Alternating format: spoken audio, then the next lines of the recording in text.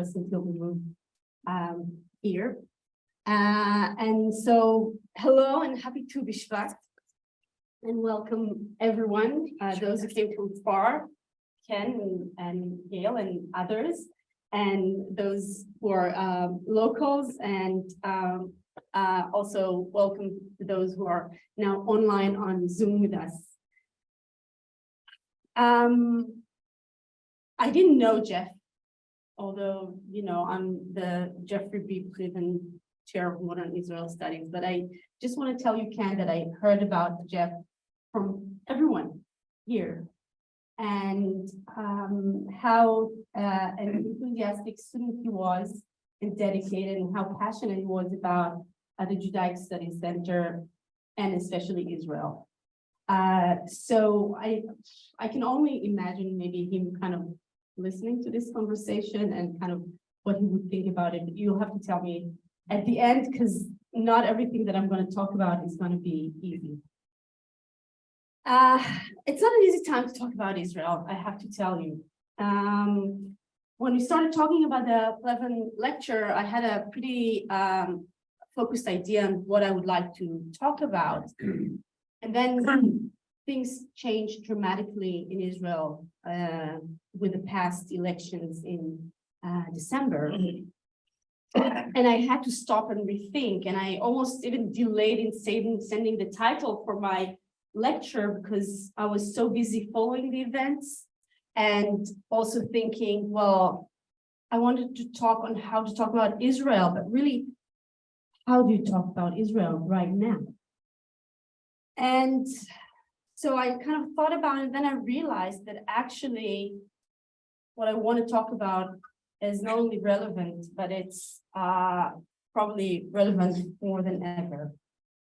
And I want to talk about today what I call the Israel conversation. Really, how to talk about Israel in the United States, especially in the context of the Jewish American community, which if I may assume we're at the JCC, most of you belong to that community in one way or another. It's a pretty intimate forum, so I'll feel free to share my thoughts with you pretty freely. As a native Israeli, an Israeli in America, an Israeli in America who got to know the Jewish communities over the past 4 or 5 years, mainly in the Bay Area. So we'll talk about them, right? Those in the Bay Area. So, you know,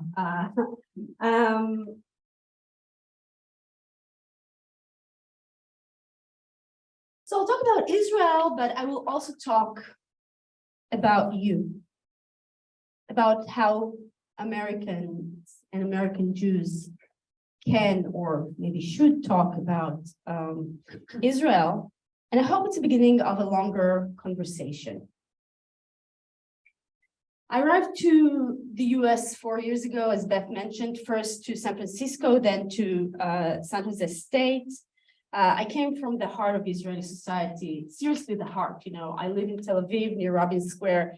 I don't think, you know, could be like more central than this geographically, but also I think emotionally and with my involvement.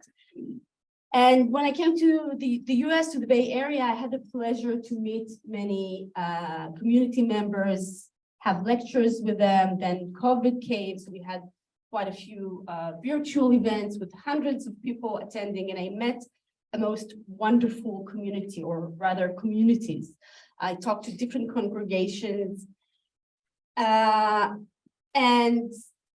it was really a heartwarming experience, and also enlightening to just meet these people and hear them and talk to them. And as a newcomer, I felt like I have so many things to say. I came after quite a few intense years. Well, you know, it's funny, kind of say quite a few intense years. In Israel, every year is intense, okay? Life is intense in Israel, and my life in Israel were intense. I was a journalist for many years. in various media outlets, and specifically I covered the media industry. Can you get more intense than that? No, seriously, you can't. On a daily basis.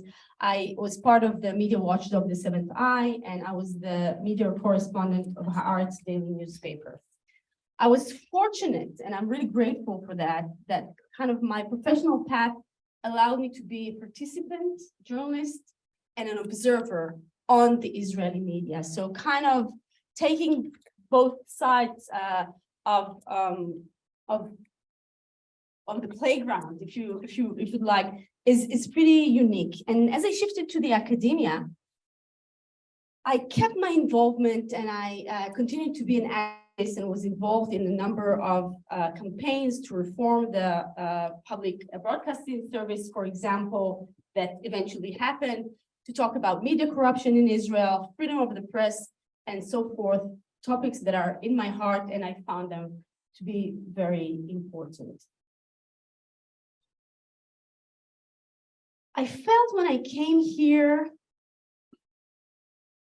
that I want to talk, that I have things to say, that there were things that I found concerning, like the efforts that I could see to delegitimize the media, the mainstream media, the efforts to control it, to tag journalists, to silence them.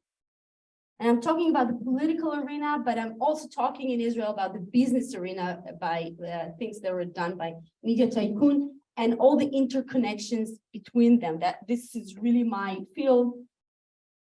And I wanted to share my experience, as we do in Israel. And in Israel, we just put things on the table, no manners, no niceties. We just talk about things.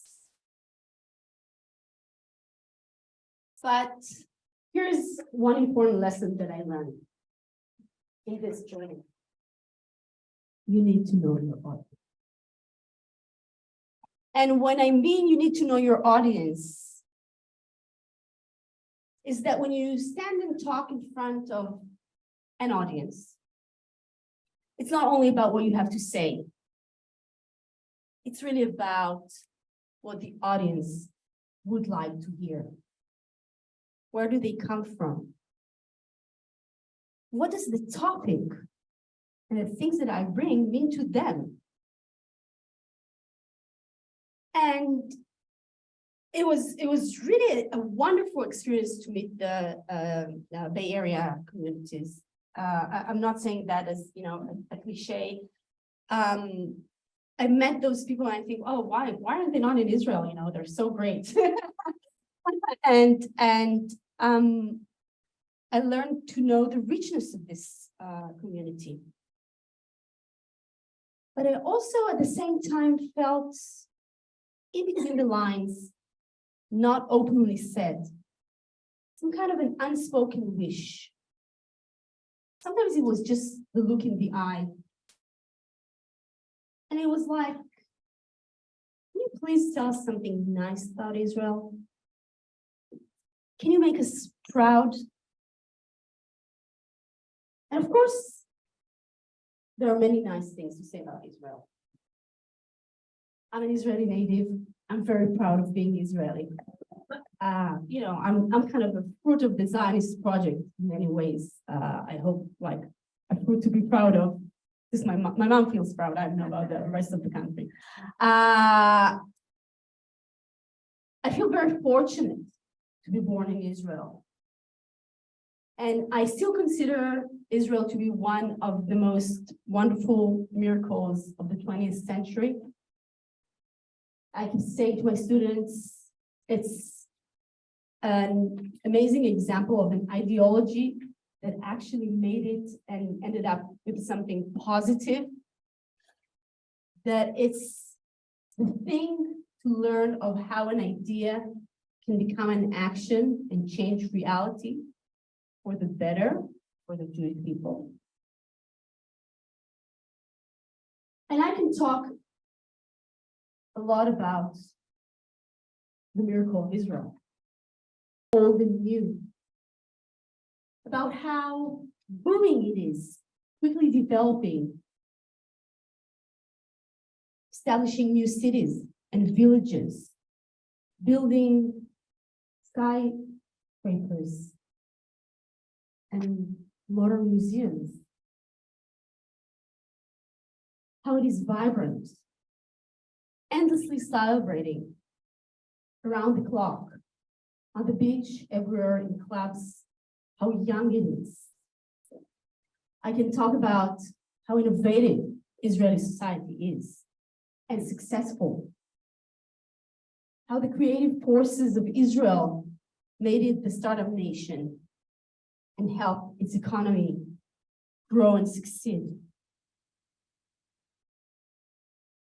I can talk about its academic institutions that are in some fields world leading, about how public education and universities offer education to all, those who are first generation to education or those who come from more established families.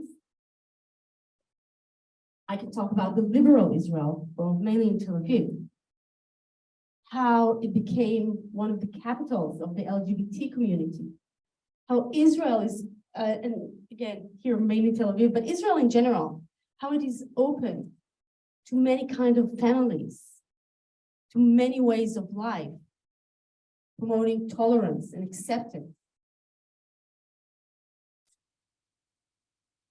I can talk about how diverse Israel is, containing, on one hand, Jewish majority, the only place in the world, right? But at the same time, people coming from different countries, cultures, religions, holding so many tensions and conflicts, but most of the time being able to contain them.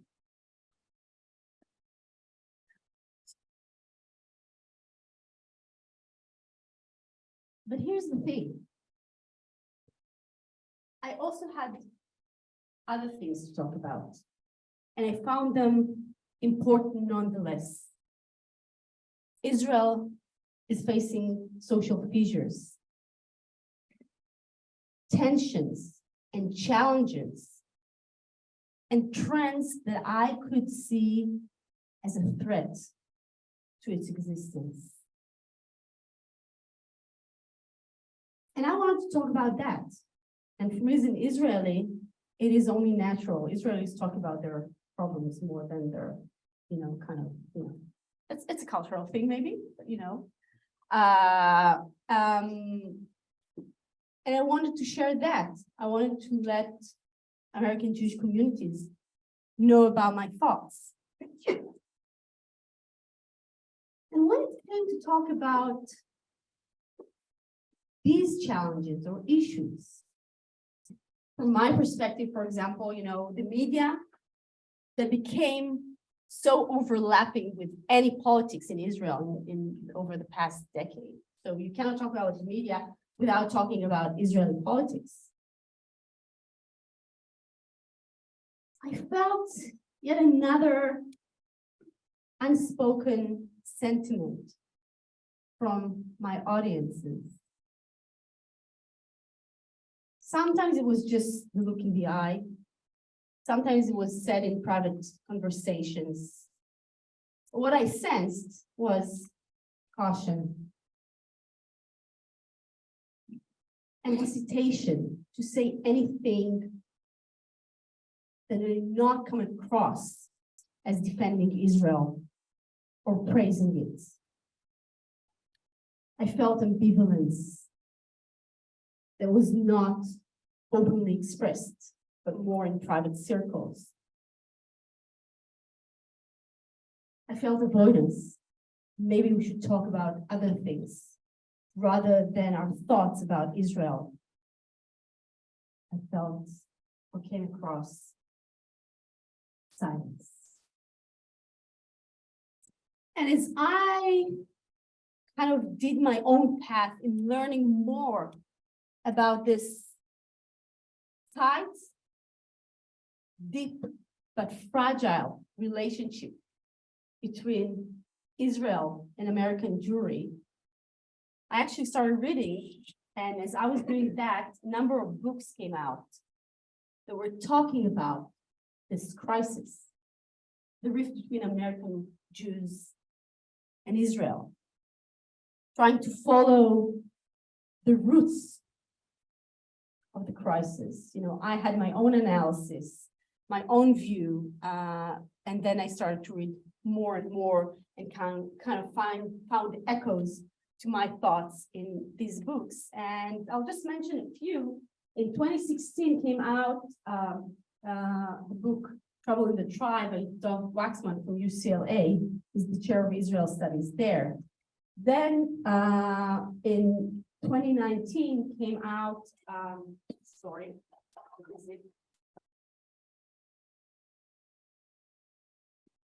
the book that became actually pretty popular by Daniel Gordis called We Stand Divided. Daniel Gordis, I don't know if you know that he is an American Jew, lives in Jerusalem for many years and a strong defender of Israel, writes a lot to American Jews mainly, and he dedicated a book about the rift between American Jews and Israel. Then, from some other perspectives, well, Daniel Gordis is kind of, I would say, kind of considered to be moderate right-wing voice. From the more progressive side, just recently came the book by Daniel Sokach, the CEO of the New Israel Fund. He is in San Francisco, and he wrote a book, Can We Talk About Israel?, dedicating a whole chapter to this tension or crisis between American Jews and Israelis. Yet another book to mention, also from the Bay Area, by Zach Bodner, the CEO of the Oshman family, JCC, who wrote a book about American Jewish identity relating to the role of Israel within this identity. And last but most favorite, I would mention the book by my colleague, David Graysberg, who's not here today, he's in Israel right now, the New Zionist, who brought a more optimistic perspective, talking about Generation One, how they actually reconnect to Zionism in a somewhat unexpected ways. So all these books kind of try to follow the history and point out the reasons why these two communities who, well, I want to say supported each other, but it's really American Jews who supported Israel. Let's be honest, right? I don't think Israel could do as well without the support, political and financial, of American Jews. What happened that kind of led them to feel not as close or aligned as it was in the past? And I don't want to go to the roots of the why, but actually talk about the what.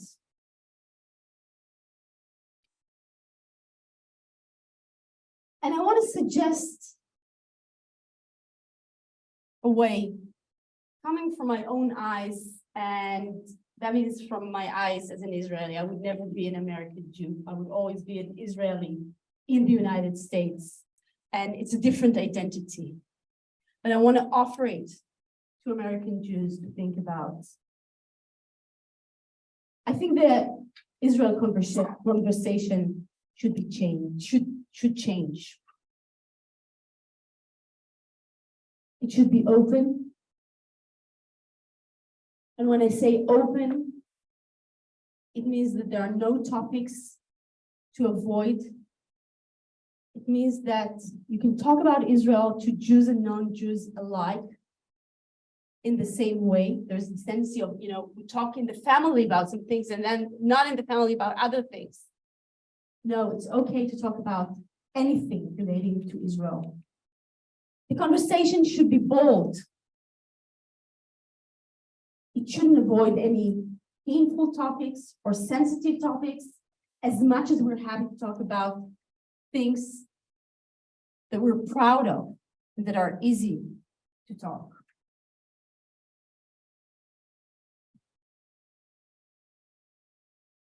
It should be also bold, I would say, in the sense of insisting that you can talk about Israel and separate it from a conversation about the Jews as a people and as a whole. Okay, that's another important point. It should acknowledge complexity. This is something that I strongly promote with my students, right?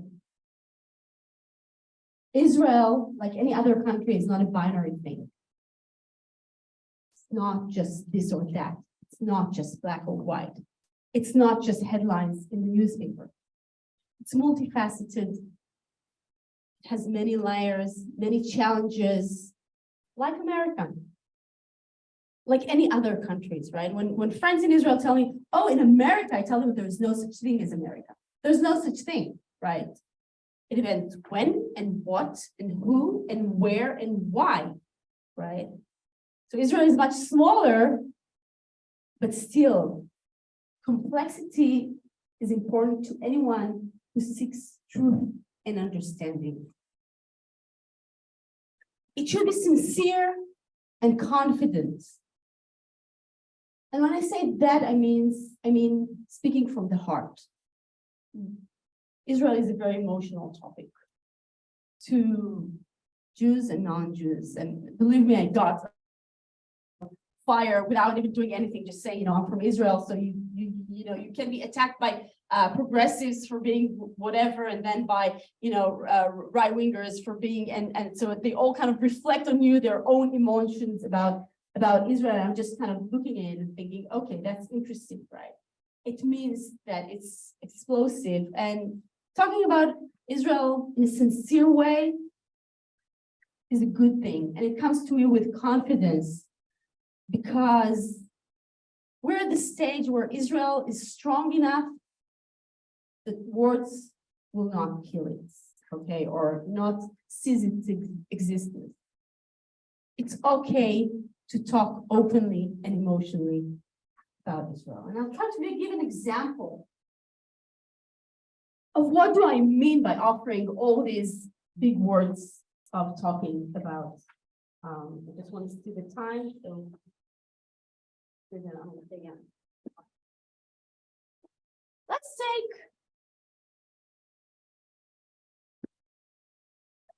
an icon, sacred icon, the IDF, Israel Defense Forces, the Israeli army. One of the most important things in Israel,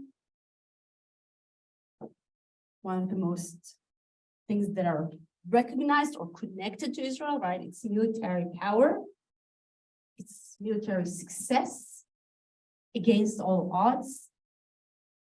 I'll try to play a little game of stereotypes. What do people think when they think about the Israeli army, right? Tzahal in Hebrew. How do they see it, or how do they view it? I don't know. You can even raise your hands and say, like just stereotypes about, that come to mind on Israel. Like, but let's give it to the end. From an outsider's perspective, there's this one thing, I call it romantic militarism. Viewing the army as the fulfillment of Zionism. These are the new Jews, right? The strong, the beautiful, the just, that can defend themselves. Often promoted through young women, right? With weapons. This is the army that many like to see. It's young, it has a future, it has a cause. It's a defense force, right? The Israeli Defense Forces. I would dare say that sometimes it even goes on the verge of eroticism, right? These women with weapons that are being promoted as images that represent the Israeli army. And I'll show you just a very short clip.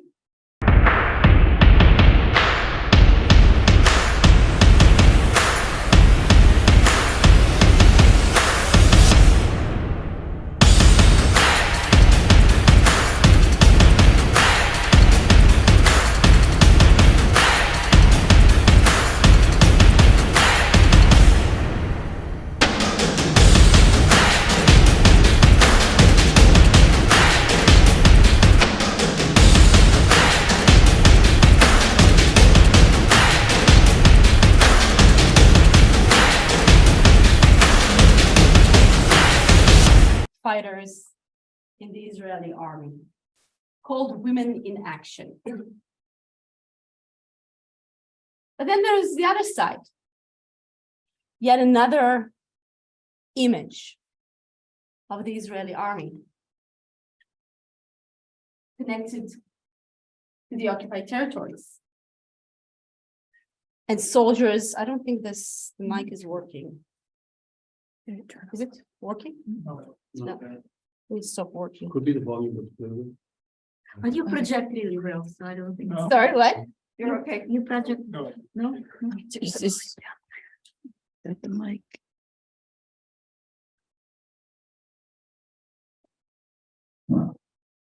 okay, all right, okay, we're good, right? So that's the other, I don't want to say cliche, right? It's an image, a stereotypical image of Israeli soldiers clashing with Palestinian civilians in the occupied territories. And this comes, of course, from maybe the other side that is very critical to Israel. And in many news reports, became the face of Israel.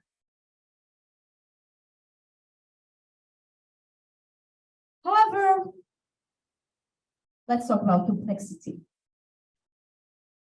Let's talk about, very briefly, just as an example, what the army is also about. Because in Israel, the army is enmeshed in civic life. It's part of the society, it's part of everybody's life, and it has implications all over the society. So it's really not about the image of beautiful young soldiers with weapons, nor it is the image of soldiers clashing with Palestinians in the territories. It's about every aspect of life in Israel, for the good and for the bad. If you think about, for example, how so many prominent politicians were in their previous job, generals in the army. So Israel politics is dominated until today with generals. What does it mean to a society? Well, it means it has some very good leaders, right?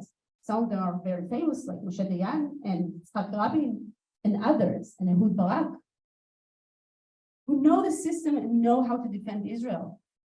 Well, it also means that the political system is dominated by generals, for the bad, who cannot think or would find it challenging to think about other territories, climate change, social issues, education, right? They would tend to emphasize security threats and further on other things. That's one aspect of complexity. Think about gender equality. The army is an engine in Israel for promoting gender equality. All women, including myself, would you believe it, served in the Israeli army. I was not a pilot. I was a military reporter. I held a gun one time in my life, and I don't want to tell you how, kind of, not fit to the system I was.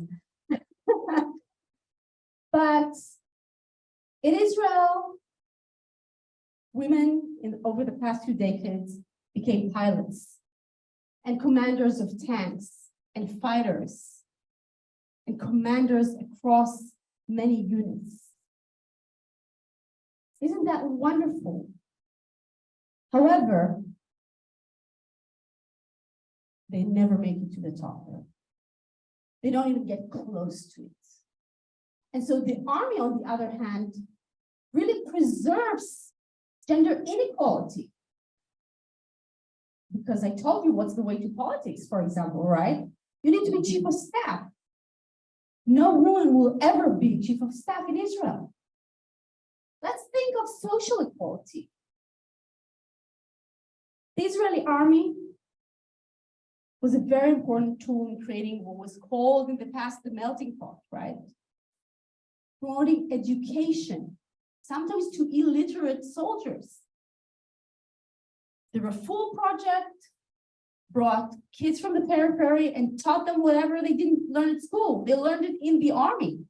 So closing gaps was definitely one of the roles of the Israeli army. Isn't that fantastic? Isn't that unique? However, today, the most prestigious units are the cyber units in the intelligence, in the Israeli intelligence, because it paves the way to a wonderful career in the tech industries. And so many kids just want to get there. And that actually contributes to social gaps, because some come out from the army and they have their career in front of them. Others serve as people in tanks. Doesn't that make things complicated? Let's think of the army as a tool for integration. It's a people's army. It's a wonderful thing. When I was in the basic training, I met girls from all over the country, very different from me. Everybody's the same. We're all in the same, whatever, basic training. It's not a pleasure, okay? It really makes people closer together. And so in recent years, over the past decade, they started drafting ultra-Orthodox Jews that are exempted from military service. Just a tiny minority of them.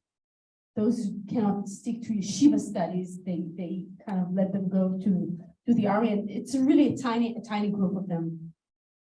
Isn't it wonderful? Well, doesn't it open the way for integration of ultra-Orthodox in the Israeli society? A big, huge political issue. Well, it raises quite a few questions, because, for example, what happens if these soldiers demand that women will not serve with them, or command them, or that they need ultra-kosher food?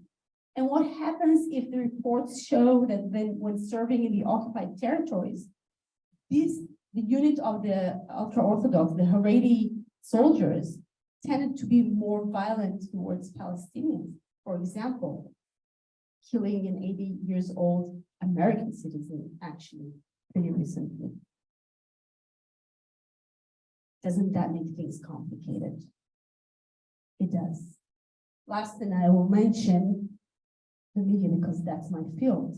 One of the popular radio stations until today is the Army's radio station, Galei Tzahal.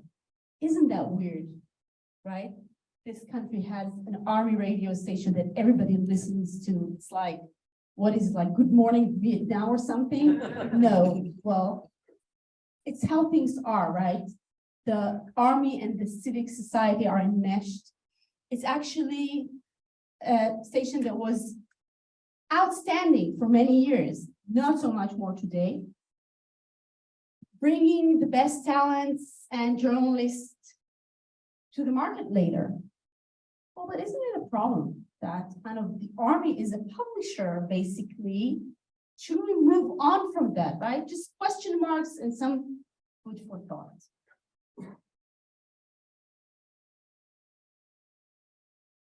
Israel right now, over the past few weeks, is in a very difficult situation. And I'm sorry to be the person who brings this kind of unpleasant news, but I'm sure you all read about it somewhere. And I'll talk about it in the last few minutes of my talk. But I think now more than ever, it's a way to change. It's the time to change the way we talk about Israel. The conversation should be open. It should be bold. It should acknowledge complexity. It should be sincere and confident. We should talk about things as they are. I call it normalizing the conversation about Israel, in the sense of thinking of Israel just as any other country, a political entity that can be praised and reach achievements and can be criticized all the same. And that is not to say that Israel is not a unique place, because it is a very unique place. It's not like any other country, right? It's the only country of the Jewish people. It's, as I said, a miracle of itself, you know, against all odds in more than just one time.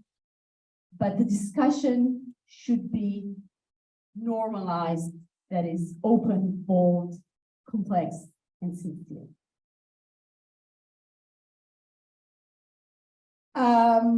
I would like to take the last few minutes in that same spirit to talk about what happened in Israel in the last few weeks. And you know, those who meet me in the office know that I'm very, very involved and follow closely. I also write in the press, and so I have a voice also in Hebrew in Israel. In the last elections, there were the fifth elections over something like 3 years because of the lack of ability to build a stable coalition and the conflict around mainly the continuation of Netanyahu being part of the political arena.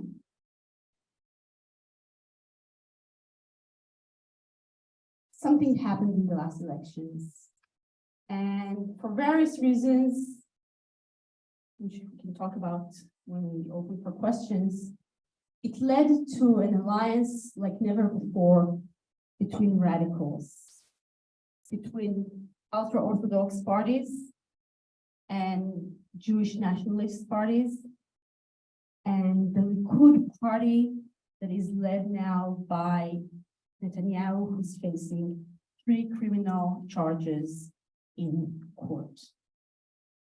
Some of the leaders of this camp are convicted with corruption. Others carry other criminal charges, not all of them. So it became a pretty extreme situation where this coalition, like never been before in the history of Israel, just a week after the government was set and confirmed,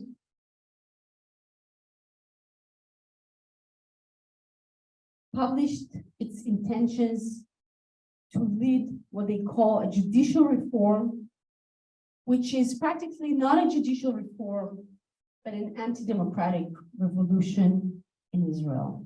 And so Israel finds itself, for the first time, under threat, not from outside, but from within, by its own leaders. And just very, very quickly, I would say that the overall plan is focused on disempowering the judicial system.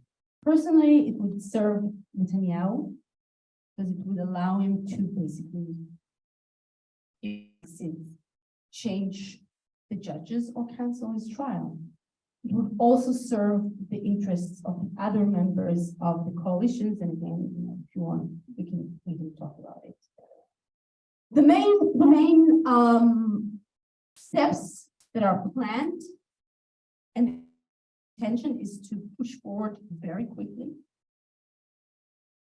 is to lead to government's control over the appointment of judges, to limit, almost eliminate completely judges' ability to stop or change illegal laws, something that the Supreme Court in Israel could do and can do. It would allow the parliament to override court decisions. So if the law was canceled by the Supreme Court, they can make it again. It would also change the position of the Attorney General, one of the most important gatekeepers in Israel, because his decision and the attorneys that work for him will not be binding anymore. And I can tell you as a reporter who followed many political processes, these people are really so often the gatekeepers, those who provide the checks and balances to government decision. Practically, it means eliminating the checks and balances for Israeli authorities. And that is because, just a few facts that you may know, Israel, unlike the United States, has no constitution. Some say it was a big mistake by Ben-Gurion of not insisting on a constitution. Well, maybe it was a wise step because it is the land of the Jews and they could never reach an agreement on what the constitution should be like. I mean, that's one of the reasons why we don't have a constitution, because there are big questions around what do we agree upon and what we do not. But Israel has only also one legislating body, unlike the United States. So the parliament has a lot of power. And the government is dominant. The government is dominant over the parliament. So basically the government holds a lot of power in any legislatory processes. And so the structure of Israel governance makes the court, and mainly the Supreme Court, בית המשפט הגבוה לצדק, in Hebrew, בג"ץ, as really the only check and balance to the parliament. And all of a sudden, within 2 weeks, Israeli hear that Hungary is a wonderful country and that Orban is a role model for Netanyahu to lead the state.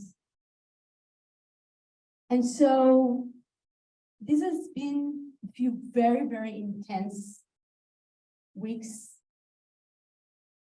for me personally, and for all my friends and family and colleagues in Israel. And there's a flood of articles and protests and open letters and press conference with dominant leaders in Israel from all across the board, warning this is an existential threat for Israel as a democracy. And I want to share with you one such thing written by 3 who, as far as I know, never got together before publicly. Ed, you're laughing. Do you know all of them? Yeah, you know all of them. Okay, and I'm sure the names are familiar to at least some of you, right? They're all Americans living in Israel, writing about Israel, not so much from the progressive side, I would say kind of central voices, or even slightly to the right side, dedicating their work to writing about Israel, explaining Israel, and defending Israel. And they got together. It's Mari Friedman, Yossi Klein Alevi, and Daniel Gordis. The first 2 are journalists. Daniel Gordis is a scholar. They all are kind of public intellectuals. And they wrote this open letter, and I will read some of it to you. We're taking the unusual step of directly addressing you at a moment of acute crisis in Israel. We write with a sense of anguish and anxiety for the future of our country. All of us moved to Israel from North America and raised our children here. Between us are many decades of work as reporters, literary chronicles, and translators of Israeli reality for audiences abroad. We have explained and defended Israel against the campaign of distorting that seeks to turn the Jewish state into a pariah and will proudly continue to do so. Today, though, protecting Israel also means defending it from political leadership that is undermining our society cohesion and its democratic ethos. the foundations of the Israeli success story. The changes afoot will have dire consequences for the solidarity of Israel society and for its economic miracle, as our leading economists are warning. It will also threaten Israeli-American relations, and it will grave damage to our relations with you, our sisters and brothers in the diaspora. The North American Jewish community has steadfastly come to the aid of Israel at moments of crisis. Israel belongs first of all to its citizens, and they have the final word. But Israel also matters to the entire Jewish people. When an Israeli government strays beyond what your commitments to liberal democracy can abide, you have both the right and the responsibility to speak up. I will end with showing you a short clip. המחאה הציבורית עולה הערב שלה, והמחאה הציבורית הולכת ומתרחבת. מפגן כוח מאוד מרשים של ההפגנה הזאת, 100,000 על פי הערכות לא רשמיות של המשטרה, עוד 10,000 בהבימה ועוד אלפים במוקדים אחרים ברחבי המדינה. גם בירושלים, מול בית הנשיא, בחיפה, בבאר שבע ובערים נוספות. נשבר השיא של מספר המשתתפים מהשבוע שעבר. שבת שנייה של עשרות אלפי בני אדם. הפגנה אחת הגדולות שידענו בתל אביב. אם הדמוקרטיה תהיה חלשה, אז הכלכלה תהיה חלשה, ואנחנו עומדים להחזיר את הכלכלה 30 שנה אחורה. לעבור להתנגדות אקטיבית, ואם צריך, נלמד בשוויון תכלית. המאבק שלנו כאן הוא מאבק בחוקים שנועדו למסד גזענות ואפליה. מאבק בפוליטיקאים ציניים, חלקם מושחתים, הנחושים להגדיר מחדש את הצדק באופן חד צדדי, אנטי דמוקרטי, במחטף. שומר על כולנו! מה אתה מעולה לארץ שלי? לא להפיכה משטרית. גם מקווה שיתעוררו עוד ועוד. כמויות מסיביות שבאמת רק במחאה החברתית ב-2011 ראינו יוצאים לרחובות. לחמנו יחד למימוש החלום הציוני, בית לאומי, מדינה יהודית ודמוקרטית. הלקח שלנו מדמוקרטיות שקרסו זה שהצד השני פועל מהר, וגם אנחנו צריכים לפעול מהר.